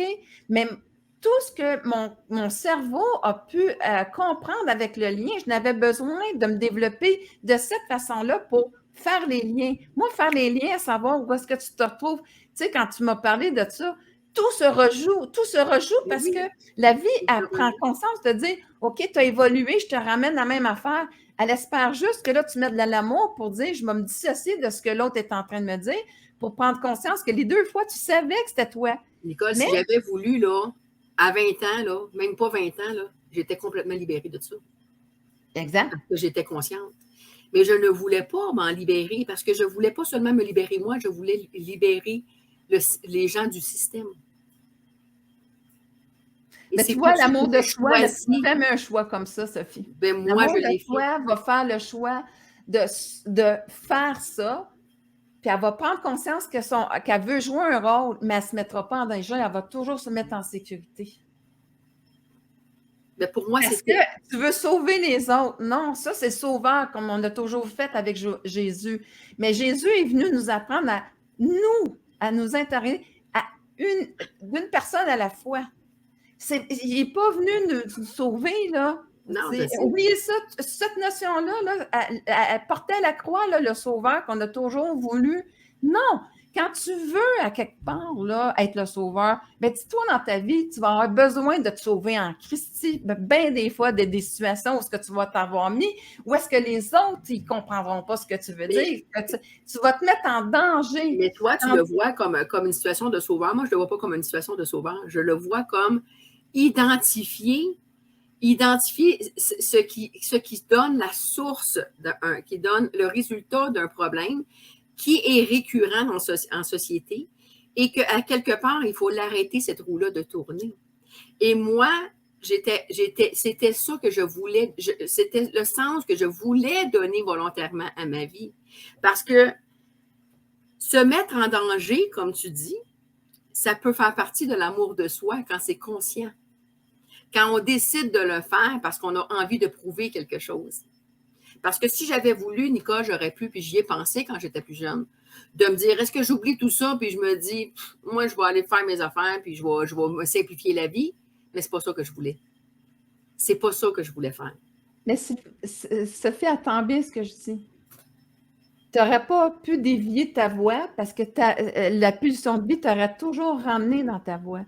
Je fais juste dire qu'il y avait une façon peut-être plus sécurisante, de mettre plus en sécurité pour pouvoir le faire de façon différente. On n'a pas besoin d'aller peut-être dans ces expériences-là. On peut les observer, puis emmener la conscience dedans, puis être plus, tu sais, même plus fort. Parce que imagine-toi, individuellement, où est-ce que tu t'emmènes? Tu t'emmènes des choses très difficiles à vivre, puis ça te donne bien moins d'énergie pour faire ce que tu veux faire. Moi, pour moi, je te dis, mets-toi en sécurité dès le départ, puis tu vas avoir plus d'énergie à faire ce que tu veux accomplir dans la vie. Mais d'après toi, c'est quoi que je voulais accomplir dans la vie? Exactement ce que tu es en train de faire. C'est pas ça que je suis en train de mettre en question. Je suis pas en train de remettre en question de ton but. C'est pas ça. Je te dis juste qu'il y avait une façon peut-être plus facile d'y arriver que celle que tu as programmée. Tu as absolument raison. Mais moi, je suis convaincue, Nicole, que je devais passer par ce que j'ai passé pour le comprendre. Parce que si je n'avais pas vécu les préjugés comme je les ai vécus sur le marché du travail, je n'aurais jamais compris. C'est le fait de le vivre qui m'a permis de comprendre ce qui forgeait le noyau. Jamais, si j'aurais été dans une autre position, j'aurais pu le comprendre. Jamais. OK. Qu'est-ce que tu es en train de me dire? C'est que tu avais besoin pour toi de le vivre dans ton corps physique. L'exprimer. Parce que moi, ce que je suis convaincue, Nicole, là, c'est que le pouvoir, quand on parle du pouvoir de l'esprit, là, OK? Je suis convaincue qu'avec le pouvoir de l'esprit, que n'importe quel être humain pourrait atteindre n'importe quoi. Peu importe qui est là. Effectivement. Il pourrait être dans un pays pauvre, il pourrait être sous le seuil de la pauvreté, puis il pourrait devenir le milliardaire de la planète. OK? Ça, là, je suis convaincue, puis là, j'en parle monétaire, mais ça peut être d'autres choses. OK? Ça, je suis convaincue de ça. Mais ce que je sais, c'est que ça prend une immense force intérieure pour réussir à le faire. Ça, je le sais. Et moi, ce que je voulais donner, et ce que moi, je voulais faire, c'était ouvrir la porte de façon à ce que beaucoup de gens y aient accès. Et par rapport à un noyau social qui bloque, qui brime la liberté et qui fait en sorte que ça se rejoue constamment, ça vient bloquer les êtres humains et ça nous amène constamment dans la haine. Alors, ce qu'on doit faire, c'est les deux aspects. C'est de comprendre le noyau, comme que je l'ai exprimé, comme je l'ai compris et comme je l'exprime, et de le défaire. Et c'est aussi de former les gens à penser exactement comme que tu nous as exprimé aujourd'hui. Parce que de cette façon-là, on va pouvoir déjouer tout ce qu'on doit pour pouvoir réussir à s'enligner. Mais à la base, il y a quelque chose à défaire. Il y a quelque chose à défaire pour que les êtres humains arrêtent de lutter. Alors, c'est pas normal que ça nous prenne, qu'on doit se battre contre un système. Non. Et peut-être qu'on va arrêter de se battre la journée où on va être en pleine conscience, comme tu l'exprimes. Mais c'est long comme processus. Pourquoi qu'on n'arrêterait pas les coups de fouet à la place? Mais attends une minute. L'histoire, c'est que l'amour, elle sait l'affaire la plus importante, c'est la vibration, de garder sa vibration. Moi, si tu me demandes, c'est quoi le passage de 3e à 5e état de conscience, ça, c'est personnel à moi, OK? Mais moi, ce que j'en comprends là-dedans, c'est que toi, tu crées. Mettons, tu crées là, au niveau du préjugé. Ton attention à tout ce préjugé. Attention, parce que quand tu es au niveau du préjugé, à quelque part, c'est que tu vas t'emmener, toi, à faire des jugements, de préjuger des choses. Tu vas attirer sur toi le préjugement. Puis là, ça va être quelque chose de difficile. Si moi, j'emmène à savoir que je déplace, pour dire que c'est la différence, de dire qu'est-ce qui me convient, puis qu'est-ce qui va aller dans mes valeurs, puis que mon attention, je vais la donner là-dedans, je vais créer beaucoup plus facilement parce que mes pensées vont venir dans ce que je veux transformer. Ça ne sera plus à me battre contre l'autre parce que si j'agis là, c'est une chose très difficile. Tandis que si je me déplace dans l'amour de soi, où est-ce que je vais dire j'accepte ce qui est? J'accepte ce qui est, mais je fais des choix conscients. Dans ma vie. C'est là où on se différencie, Nicole. Parce que moi, là, je ne considère pas que je n'étais pas dans l'amour de moi. Même la journée où j'avais un poignard devant mon cœur. Et c'est là qu'on se différencie. Oui, mais tu ne l'as pas fait parce que ta pulsion de vie, ta mission était là, puis que c'est la pulsion de vie qui a Non, c'est fait pas que ma tu as pulsion de écouté. en fait, c'est pas ma pulsion de vie, c'est ma mission de vie qui Ben, m'a dit: «Je ne veux pas je ne veux pas fortifier le noyau». oui, mais Sophie, ta pulsion de vie, ça va avec ton alignement, avec ta mission de vie. Fait que on dit la même chose, là. Ta pulsion Oui, de vie, mais c'est ta ma mission de c'était vie. pas parce que je ne m'aimais pas que je voulais m'enlever la vie. C'est parce que j'avais une douleur incroyable. J'avais une grande souffrance. C'était ça. Oui, C'était pas ça, parce je que suis je m'aimais d'accord pas. avec toi. Mais Hein? la souffrance que je te dis, c'est les possibles quand je me bats avec les autres. Tandis qu'à quelque part, que quand je reviens, tu vas créer, puis tu vas attirer les événements à l'énergie, la vibration. L'énergie, c'est quoi? C'est une émotion. Ben C'est oui. une émotion. C'est le préjugé est une Ouais. émotion, l'amour, la bienveillance et la haine, et c'est toutes des émotions, c'est des fréquences vibratoires. Mais il y en a qui appartiennent à l'état de conscience de l'ego, toutes les bases vibrations et l'amour. Si moi, là, je te dirais le principe le plus vite, c'est que si on apprendrait en tant qu'individu chacun à dire qu'est-ce que moi, il faut que je préserve, c'est ma fréquence vibratoire. Ben oui. C'est tellement plus puissant que de parler puis tout ça, parce que moi, Ben si oui. je préserve ma fréquence vibratoire, au lieu de l'emmener descendre dans l'ego, puis aller me débattre dans l'ego, ben là, je la garde. Sais-tu qu'est-ce qui arriverait? C'est que l'autre, là, il se débattrait, mais à un moment donné, comme je l'ai Ben gagné, oui. que je l'ai gardé, j'élèverais l'autre. Puis là, il commencerait à avoir des Je sais. pensées différentes, des Je sais visions cet effet-là. différentes. Je C'est là sais. où est-ce que mon Regarde, point est. Nicole, tu as réussi à le faire. Il y a beaucoup de gens qui le font, mais les gens, là, il y en a de plus en plus parce qu'on s'entend que l'humanité augmente au niveau de leur conscience. Fait qu'il y en a de plus en plus de gens qui comprennent ce que tu exprimes en ce moment. OK? Mais mon point, c'est que je me suis toujours sentie connectée à l'amour parce que c'était d'être connectée dans l'amour, de pouvoir toujours conserver mon but en tête et de Ah, je suis vouloir. d'accord avec toi. Oui, J'étais connectée à ça. je Et suis d'accord oui, avec j'ai toi. vécu des souffrances inutiles si on parle uniquement d'un choix personnel que j'aurais fait pour moi. Si j'avais voulu simplement sauver ma peau, dans le sens de dire, OK, moi, je prends mon but puis je fais le mieux que je peux, j'aurais fait un peu comme la plupart des gens qui réussissent à travers le système mais qui ne sont pas d'accord avec le système.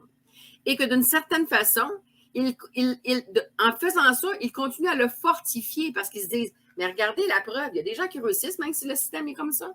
Regardez la preuve. Mais moi, 5 là, c'est pas une preuve pour moi. C'est une lutte. Parce que c'est pas normal qu'il y ait juste 5 qui s'en sortent. Ou 10 ou peut-être là, on est peut-être rendu à 20 parce que le niveau de conscience augmente. C'est pas normal. C'était ça mon point. Mhm. C'est ça mon point, uniquement. Parce que oui, à 20 ans, puis je l'ai fait, ce choix-là dans ma tête, Nicole. Mhm. Qu'est-ce que je fais, Sophie, là? Est-ce que je me simplifie la vie et je m'en vais travailler dans ça, puis qu'après ça, je bâtis ma vie différemment pour m'aider au niveau financier, parce qu'on sent que j'aurais eu un meilleur emploi, peut-être plus payant. Il y a plein de choses que ma vie aurait été simplifiée si j'aurais pris un choix différent. Mais c'est pas ça que je voulais. Je ne voulais pas bâtir, réussir à me sortir malgré le système. Je voulais défaire non seulement le système, mais le processus qui les crée un après l'autre. Oui, mais là, moi, je vais t'arrêter là parce que la structure de l'ego veut passer par l'autre pour réussir. Tandis que l'amour ne va pas passer par Mais l'autre. je ne passe pas par Elle l'autre, va je passe par garder son énergie, puis elle va créer. Toi, tu dis, moi, je ne t'ai jamais parlé de changer. Non, c'était de dire à quelque part, je la garde, cette vision-là de moi-même, ma mission, mais je ne m'en vais pas me battre contre un système. Je développe un nouveau système à côté. Puis, à quelque part, ben là, plus en plus, ce ça marche système-là, pas. plus en plus j'y crois, plus en plus qu'il donne quelque chose de puissant, puis que le monde va aller vers moi naturellement. Mais vouloir passer par Il y a plein de l'autre, gens, Nicole, qui l'ont fait et ça n'a pas marché, ça. Il y a plein de gens qui ont essayé de le faire, d'amener la conscience. Mais on c'est vrai, il travaille. y a bien des systèmes que ça a fonctionné, ça dépend de tes croyances. Il y a encore un taux de suicide très élevé, puis il y a encore beaucoup de problèmes dans notre société par rapport Oui, au parce qu'on système. veut passer par l'autre. Puis on veut que l'autre nous reconnaisse. La deuxième dépendance, c'est qu'on veut que l'autre nous reconnaisse. L'amour de soi, elle va, quand un coup qu'elle se reconnaît, il n'y a plus personne qui va la blesser parce qu'elle sait où est-ce que ça va. Elle sait, puis elle n'est pas basée sur le combat, elle est basée sur créer. On est des êtres de création.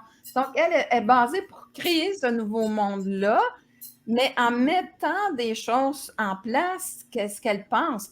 Est-ce que ça va faire ça va faire réagir des gens puis qu'ils vont vouloir te barrer les roues? Ça, probablement. Mais elle va accepter ça parce qu'elle va regarder ça et elle va avoir confiance en l'univers qui est là pour l'aider. Mais tu sais, d'une certaine manière, il n'y en a pas de bonne ou mauvaise. Parce que toi, tu dis, OK, je fais dire, c'est correct d'accepter de le vivre de même. Je dis juste des fois qu'on s'adonne à la dure parce qu'on veut passer à travers la société. On veut passer au lieu d'arriver là.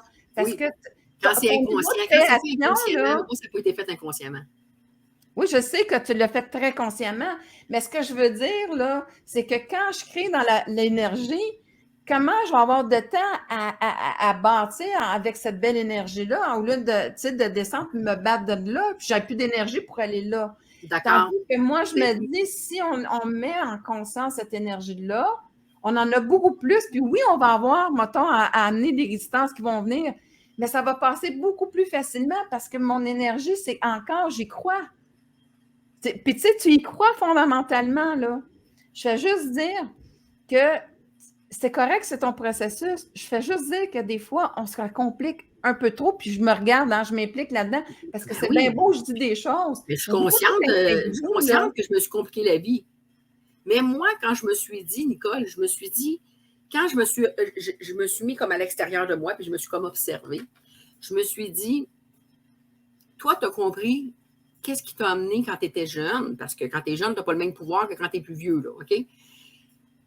À vouloir mourir, puis à avoir l'impression, même j'ai pensé quand j'étais plus petite à un moment donné que je ne fitais pas dans le monde, puis tu sais, je veux dire que je me sentais pas bien dans ça, puis tout, là, puis ça l'a pas aidé au niveau de, tu sais, j'avais pas envie de vivre dans ce monde-là, point. Okay? Pas parce que je m'aimais pas, mais parce que j'aimais pas le monde.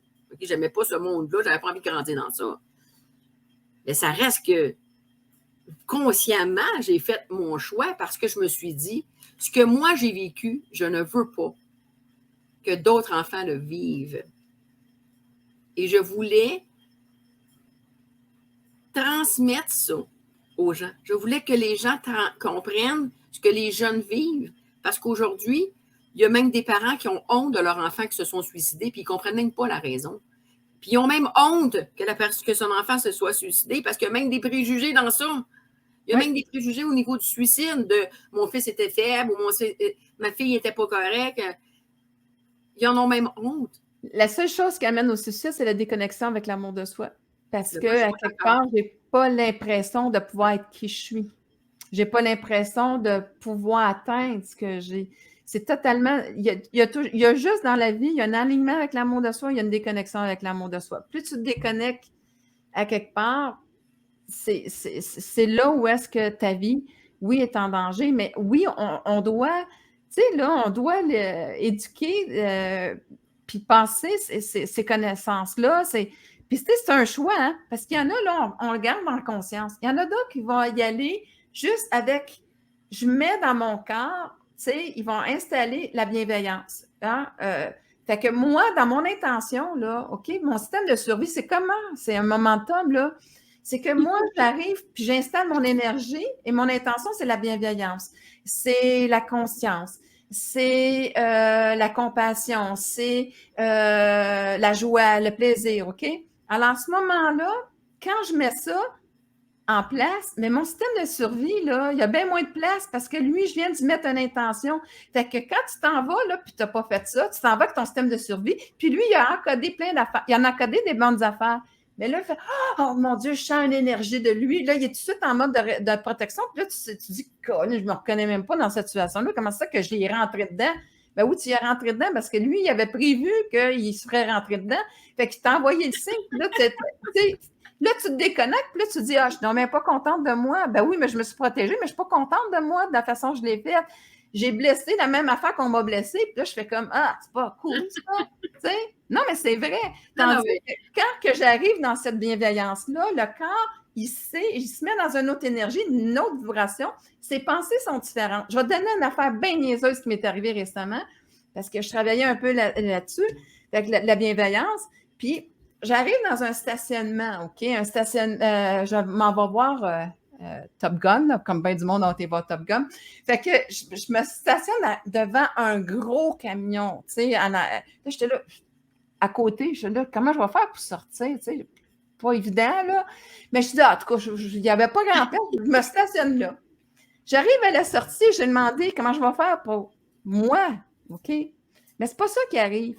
C'est que moi, là, j'arrive pour sortir, puis là, je vois l'autre en arrière du camion, puis là, calée, qu'elle va-tu sortir, tu sais? Je veux dire, là, je suis là, bon, OK. Mais là, je me suis mis dans la programmation, je vais aller voir. J'étais vraiment dans la bienveillance, je dis, je vais aller voir, qu'est-ce qui se passe, tu sais? Il doit sûrement avoir quelque chose. En effet, la madame, elle aussi, elle a un gros camion. Fait que c'est pas moi qui avais de la misère, mais je l'ai programmé, je l'ai senti probablement qu'il y avait quelqu'un qui était pour avoir la difficulté à reculer, mais c'était pas moi, c'était l'autre. Fait que là, je dis, là, je me rends compte, au lieu de gueuler après, qu'est-ce que tu fais? Tu sais, t'es donc bien. Non, OK, là, j'ai tout de suite vu, OK, qu'elle avait de la misère. Fait que je l'ai guidée. Ça nous a pris 5 fois avant qu'elle soit capable de sortir, parce qu'elle aussi, elle avait un gros camion. Ben oui, oui. Mais j'ai réussi à faire ça parce que j'étais dans la bienveillance. Sinon, ça se peut, je me serais recadrée, mais j'aurais été fâchée. Tu sais, il faut que tu te ramènes de cette énergie-là. C'est sûr d'avoir une belle énergie. C'est essentiel. Puis tout le long, par exemple, si je retourne, excuse-moi, ma belle, parce qu'il est déjà rendu moins 20, à midi moins 20. Et c'est toujours ce que j'ai voulu faire, rester dans une belle énergie, de garder. Dans mon idée, c'était l'amour de moi, puis l'amour pour l'humanité, c'était d'aimer les gens et rester dans l'amour. Très bien. Et c'était vraiment cet aspect-là. Et c'est super intéressant. Puis comme je vous dis, mes amis, comme vous voyez, moi et mon ami, on s'ostine souvent comme ça, mais c'est amusant. Ça nous amène sur des choses intéressantes. Alors, ma belle Nicole, reste avec moi. Je vais juste faire la conclusion parce qu'on a dépassé de 10 minutes déjà. Mais je voudrais juste en dire quelque chose. Notre message n'est pas si différemment. Je comprends très bien ta question de vie. Je fais juste dire que quand on regarde l'énergie, quand on travaille dans ce sens-là, on se facilite. On peut garder notre mission, mais ça devient plus facile. C'est juste ça, mon message. Je sais. Je veux que vous reteniez. Je le sais, mais on a une façon différente de l'exprimer quand même. Puis c'est beau ce que tu as exprimé parce que je sais forcément bien que j'aurais pu choisir un autre chemin. J'aurais peut-être exprimé différemment, comme tu dis. Peut-être que j'aurais réussi à faire comprendre des choses aussi avec ma mission de vie. Mais je ne crois pas que j'aurais réussi à découvrir ce que j'ai découvert. Moi, c'est sur mon point. Alors, écoute, on pourrait en parler, on pourra le refaire même dans nos en pleine conscience, parce qu'on aime ça, nous autres, s'ostiner un peu, puis ça se challenger. Bon, alors, les amis, je vais juste faire sortir Nicole pour un moment, mais elle reste avec moi, ma belle. Et je fais la conclusion, je vous explique ce qui s'en vient pour la semaine prochaine. Alors, j'espère que vous avez apprécié. Moi et Nicole, on a un grand plaisir comme ça à échanger. Comme je vous dis, on va dans le fond le fond des choses. Et des fois, on n'a pas tout le temps. On a une vision similaire, puis en même temps, on ne l'exprime pas tout à fait de la même façon. Donc, c'est vraiment intéressant, je trouve, comme échange. Donc, qu'est-ce qui s'en vient pour la semaine prochaine? Dans un premier temps, pour en ce qui concerne mon livre, il reste pour les gens qui sont sur le groupe privé, il reste la conclusion qui a déjà été mis d'ailleurs sur mon groupe privé. Donc, c'est pas long non plus, c'est une vingtaine de minutes la conclusion. Pour l'écoute même pas, je pense une quinzaine de minutes. Et ce qui s'en vient la semaine prochaine, en fait, c'est l'énergie du nouveau monde. Alors, on a notre belle Chantal qui vient nous parler de l'énergie du nouveau monde. Alors, elle sera avec nous pour la dernière journée, le 31. Alors, elle vient nous parler justement de l'énergie du moment, hein, parce que comme elle me disait quand je lui ai suggéré, Anne-Sophie, elle dit, tu sais que l'énergie, elle dit, il change tout le temps. Alors, je sais mieux parler de l'énergie du moment que l'énergie du nouveau monde en tant que tel. Je dis, parfait, Chantal, tu y vas comme tu le sens. Alors, c'est Chantal, je m'excuse, Chantal, j'ai encore oublié de te demander comment tu prononces ton nom. Je crois que c'est Lutfi. Je ne sais pas si c'est comme ça, c'est Lutfy.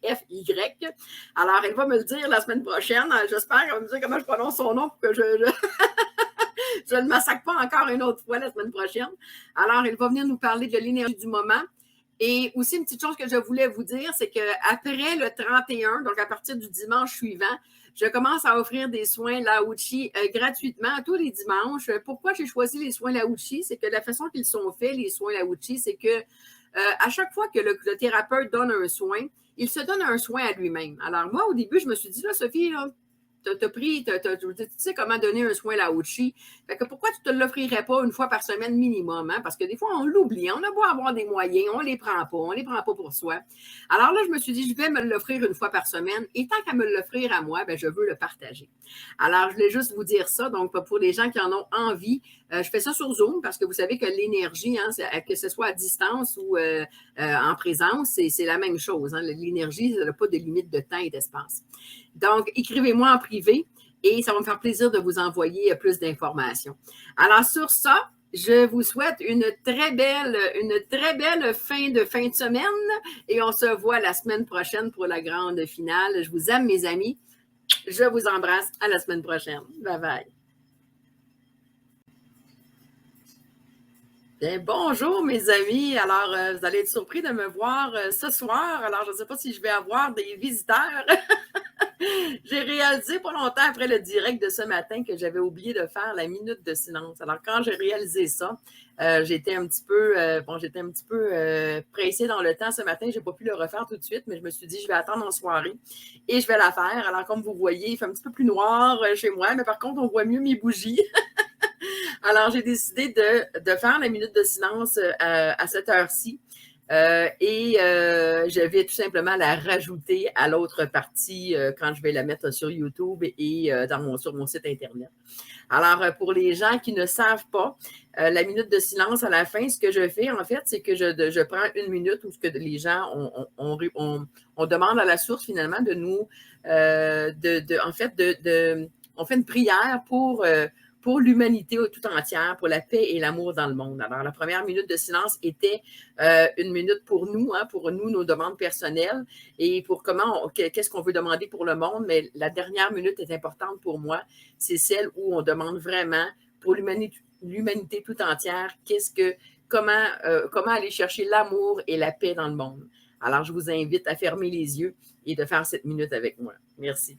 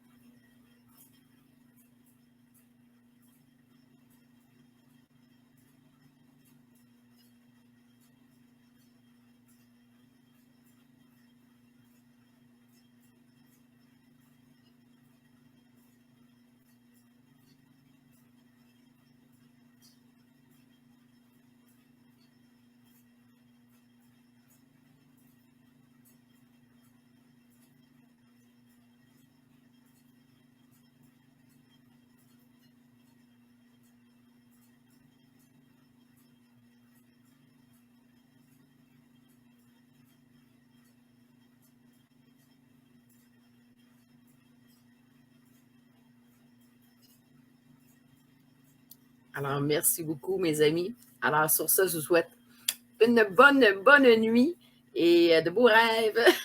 Merci, à la semaine prochaine. Bye bye tout le monde.